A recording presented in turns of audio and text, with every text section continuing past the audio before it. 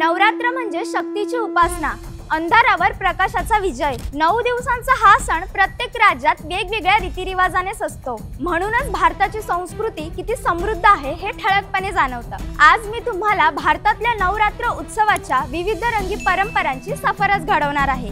चला तर मग भारताच्या या सांस्कृतिक प्रवासात आमच्या सोबत। नमस्कार, मी मानसी आणि आपण पाहत आहात कलाकार प्रस्तुत नवदुर्गा उत्सव विजयाचा सन्मान स्त्री शक्तीचा।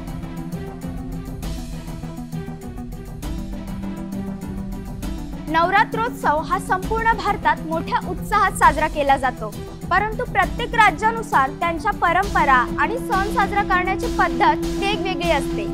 देवीच्या 9 रूपांची पूजा, उपवास, जागरण, गरबा, दांडिया यांसारख्या विविध गोष्टींनी हा उत्सव खास बनतो। महाराष्ट्रामध्ये नवरात्रीचा उत्सव धार्मिक आणि पारंपरिक पद्धतीने साजरा होतो। पहिल्या दिवशी घटस्थापना केली जाते। यामध्ये एका मातीच्या भांड्यात मातीचे थर तयार करून त्यात धान्य पेरले जाते आणि त्यावर कलश म्हणजेच घट ठेवला जातो। हा घट 9 दिवस तिथेच ठेवला जातो। 9 दिवस देवीच्या 9 रूपांची पूजा केली जाते।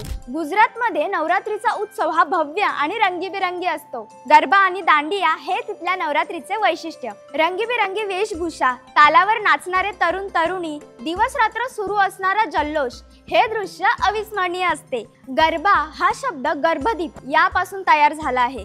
गर्भदीप म्हणजे मध्यभागी ठेवलेला दिवा। नृत्यांमध्ये एका रंगीत छिद्र असलेल्या भांड्यात दिवा लावून स्त्रिया त्याच्या भोवती फेर धरून नाचतात। हे गरबी मातीचे भांडे देवीच्या उपस्थितीचे प्रतीक मानले जाते। पश्चिम बंगालमध्ये नवरात्रोत्सव दुर्गा पूजा म्हणून ओळखला जातो। हा त्यांचा सर्वात मोठा सण आहे। हा उत्सव नवरात्रीच्या शेवटच्या 5 दिवसात षष्ठी ते दसरा या दरम्यान मोठ्या उत्साहात साजरा केला जातो। बंगालमध्ये दुर्गा देवीच्या भव्य आणि सुंदर मूर्ती मंडपामध्ये स्थापन केल्या जातात। संपूर्ण व्हिडिओ पाहण्यासाठी आपल्या कलाकार YouTube चॅनलला नक्की भेट द्या।